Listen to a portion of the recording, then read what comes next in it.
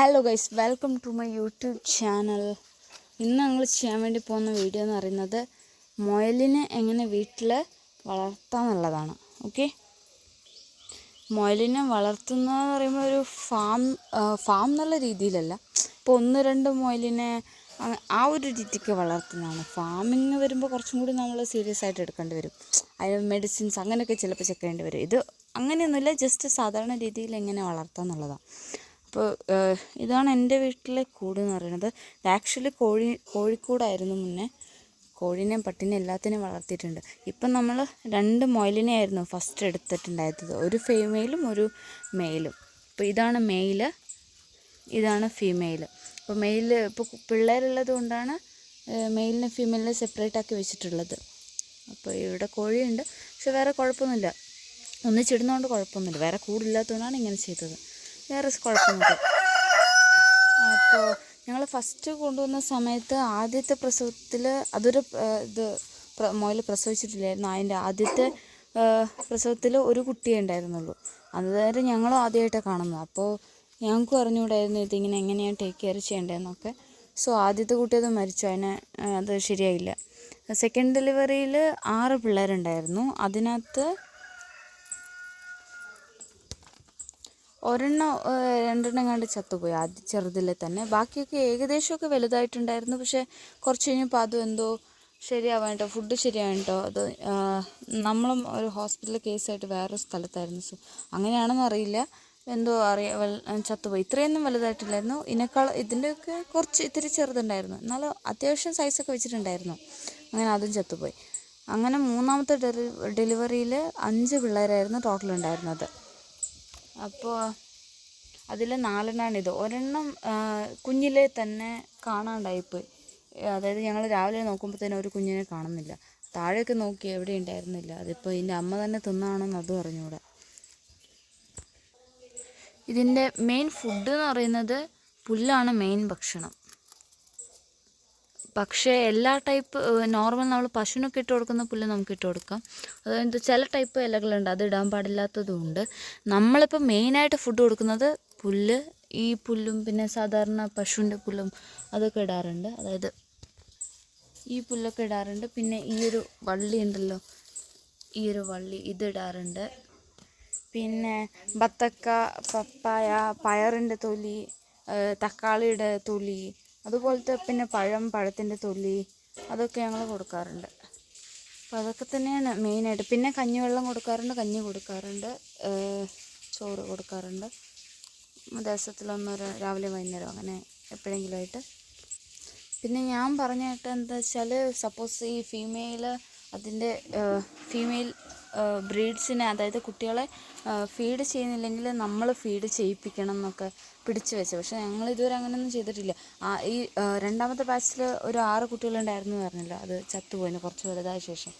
അതിനെ കൊടുക്കുന്നില്ല എന്ന് വിചാരിച്ചിട്ട് ആക്ച്വലി ഞങ്ങൾ ഫീഡ് ചെയ്യുന്നുണ്ടായിരുന്നു പശുവിൻ്റെ പാല്. പക്ഷെ പശുവിൻ്റെ പാല് കൊടുക്കണ്ടെന്നും പറയുന്നുണ്ട്. പക്ഷെ ഞങ്ങളത് കുറച്ച് കൊടുക്കുന്നുണ്ടായിരുന്നു. സപ്പോസ് അതിൻ്റെ രാവിലെ നോക്കുന്ന സമയത്ത് മുയലിൻ്റെ വയറ് വീർത്തിട്ടില്ലെങ്കിൽ നമ്മൾ അങ്ങനെ അതിന് കൊടുക്കുന്നുണ്ടായിരുന്നു 1-2 ഡ്രോപ്പ്. പക്ഷെ കൊടുക്കാൻ പാടില്ല എന്നും പറയാറുണ്ട്. പക്ഷെ അത് കൊടുത്തുകൊണ്ടൊന്നും കുഴപ്പമൊന്നും വന്നില്ല, അറിയില്ല. പിന്നെ പക്ഷേ ഇത് ആക്ച്വലി ഫീമെയിൽ വന്നിട്ട് ബ്രീഡ്സിനെ ഫീഡ് ചെയ്യുന്നുണ്ട്. അതുകൊണ്ട് പിന്നെ ഞങ്ങൾ സെപ്പറേറ്റ് ഫീഡ് ചെയ്യേണ്ട ആവശ്യമില്ല, നന്നായിട്ട് ഫീഡ് ചെയ്യുന്നുണ്ട്. ഇതിന് ഞങ്ങൾ കാര്യമായിട്ട് ഒരു കെയറും കൊടുത്തില്ലായിരുന്നു. വെച്ച് അവിടെ തന്നെ കൂട് ജസ്റ്റ് ഒന്ന് ചെക്ക് ചെയ്യും, വെറ്റായിട്ട് നനവൊന്നും ഇല്ലയെന്ന് എൻഷുർ ചെയ്യുക, ദെൻ അങ്ങനെ തന്നെ വിടുക, അത്രേ ഉള്ളൂ. പിന്നെ പ്രത്യേകിച്ചൊന്നും ചെയ്തിട്ടില്ല. നല്ല ഫുഡ് കൊടുത്തു. ഫീമെയിലിന് നല്ല ഫുഡ് കൊടുക്കണം അതിനെ ഫീഡ് ചെയ്യണ സമയത്ത്, അതിന് നല്ല ആരോഗ്യം വേണമല്ലോ. സോ അങ്ങനെ അത് മാത്രമേ ചെയ്തുള്ളൂ, അല്ലാണ്ട് കാര്യമായിട്ട് വേറെ ഒന്നും ചെയ്തിട്ടില്ല. ഇവർ തന്നെ അങ്ങ് വളർന്നതാണ്. നല്ല ഫുഡ് കൊടുത്തു, അത്രേ ഉള്ളൂ. പിന്നെ കൂട് ക്ലീൻ ചെയ്യുക, അതൊക്കെ തന്നെ. പിന്നെ ഒരു ബേസിക് കാര്യം എന്ന് പറയുന്നത്, ഇതിന് ഡെലിവറി ആയിരുന്ന സമയത്ത് ഇതിൻ്റെ രോമമൊക്കെ പൊഴിച്ചിടും. അപ്പോൾ ആ ഒരു ടൈമിൽ നമ്മൾ എന്താ ചെയ്യുന്നത് വെച്ചാൽ, ഇതുപോലെ എന്തെങ്കിലും ഒരു ട്രേ പോലെ സെറ്റ് ചെയ്ത് കൊടുക്കുക എന്നുള്ളതാണ്. അപ്പോൾ ഏറ്റവും ബെസ്റ്റ് എന്ന് പറയുന്നത് വുഡിൻ്റെയാണ്. കാരണം ഇത് ഡെലിവറിൻ്റെ ടൈമിൽ ഇതിന് സ്ട്രെസ്സൊക്കെ കൂടുതലാവും തോന്നും. സോ ഇത് ഒക്കെ കടിച്ച് പറിക്കാനൊക്കെ നോക്കും. അപ്പോൾ നമ്മൾ പ്ലാസ്റ്റിക് ഒക്കെ വെക്കുകയാണെങ്കിൽ അതൊക്കെ വായിൽ പോകുമ്പോൾ അത്ര നല്ലതല്ലല്ലോ അതിൻ്റെ ബോഡിക്ക്. സോ അതുകൊണ്ടാണ് വുഡിൻ്റെ പീസ് വെച്ച് കൊടുക്കാൻ പറയുന്നത്. ഇത് ട്രേ ആയിട്ട് വേണമെന്നില്ല. ഇതിപ്പോൾ ഞാൻ എന്താ ചെയ്തതെന്ന് വെച്ചാൽ, താഴെ ഒരു വുഡിൻ്റെ പീസ് വെച്ചു, താഴെ അത്യാവശ്യം വലിപ്പമുള്ള ഇത്രയുള്ള ഒരു പീസ് വെച്ച് കൊടുത്തു. പിന്നെ അതിൻ്റെ 4 സൈഡിലും ഓരോ മരത്തിൻ്റെ തന്നെ ഓരോ പീസ് വെച്ച് കൊടുത്തു. 4 സൈഡിലും അപ്പുറത്ത് കുറച്ച് വെയിറ്റുള്ള സാധനം വെക്കണം, ഇല്ലെങ്കിൽ അത് തട്ടി മറിച്ചിടും. സോ 4 സൈഡിലും പീസ് വെച്ച് എന്നിട്ട് ഒരു ചവിട്ടി ഇട്ട് കൊടുത്തു. ചുമ്മാ അത്രേ ഉള്ളൂ, അല്ലാണ്ട് വേറെ ഒന്നുമില്ല. അത് ട്രേ ആയിട്ട് തന്നെ വേണമെന്നില്ല. ട്രേ ഇല്ലെങ്കിൽ ഇതുപോലത്തെ മരപ്പീസ് ഉണ്ടെങ്കിൽ അത് വെച്ച് 4 സൈഡിലും വെച്ച് കൊടുത്തിട്ട് അടിയിലൊരു മരപ്പീസ് വെച്ച് കൊടുത്തിട്ട് കഴിഞ്ഞ് കാര്യം സെറ്റാണ്. അപ്പോൾ ഇതിനകത്ത് ഡെലിവറി ആവുന്ന സമയത്ത് ഇതിൻ്റെ രോമൊക്കെ ഫുള്ള് പറിച്ച് ഒരു നെസ്റ്റ് പോലെ, ഒരു കൂട് പോലെ ക്രിയേറ്റ് ചെയ്യും. അത് കുട്ടികൾക്ക് ചൂട് കിട്ടാൻ വേണ്ടിയിട്ട്. സോ അപ്പോഴാണ് നമുക്കറിയാം അത് ഡെലിവറിക്ക് സമയമായെന്ന്. ഇതിൻ്റെ ഒരു പ്രസവത്തിൻ്റെ ഒരു സമയം പീരീഡ് എന്ന് പറയുന്നത് പ്രഗ്നൻസി പീരീഡ് എന്ന് പറയുന്നത് 1 മന്താണ്. സോ ഇത് ഈ ഇപ്പോൾ കാണുന്ന കുട്ടികൾക്ക് ഫെബ്രുവരി 15 ഡെലിവറി. സോ ഇപ്പോൾ ഏകദേശം 2 മാസത്തോളം ആവും. ഏപ്രിൽ 15 2 മാസത്തോളം ആകും. 2 മാസം പ്രായമുള്ള ബ്രീഡ്സാണിത്.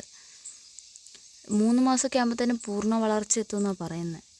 സോ ഇതൊക്കെയാണ് ബേസിക്കായിട്ട് 1-2 ഒക്കെ മുയലിനെയൊക്കെ വളർത്തുന്നുണ്ടെങ്കിൽ അറിയേണ്ട കാര്യങ്ങളെന്ന് പറയുന്നത്. പിന്നെ മെയിൽ ഫീമെയിൽ എപ്പോഴും കൂടെ ഇടണമെന്നില്ല, കാരണം അത് ഡിസ്റ്റർബൻസ് ആണ്. അപ്പോൾ ഇടയ്ക്കിടയ്ക്കൊന്ന് ഒന്നിച്ചാക്കിയാൽ മതി. ഇതിപ്പോൾ പ്രഗ്നൻ്റ് ഉണ്ടോ എന്ന് അറിയില്ല, ഉണ്ടെന്നാണ് തോന്നുന്നത്. സോ അപ്പോൾ അത്രയൊക്കെയുള്ളൂ ഇന്നത്തെ ഒരു video. Tata bye bye, see you. ഇഷ്ടപ്പെട്ടാൽ ലൈക്ക് ചെയ്യുക, ഷെയർ ചെയ്യുക, സബ്സ്ക്രൈബ് ചെയ്യുക. ഇതുപോലത്തെ വീണ്ടും വീഡിയോസ് ഇടുമ്പോൾ നോട്ടിഫിക്കേഷൻ വരാൻ വേണ്ടിയിട്ട് സബ്സ്ക്രൈബ് ചെയ്തിട്ട് അവിടെയുള്ള ബെൽ ഐക്കണിൽ ക്ലിക്ക് ചെയ്തിട്ട് ഓൾ എന്നുള്ള ഓപ്ഷൻ കൂടി ക്ലിക്ക് ചെയ്യാം.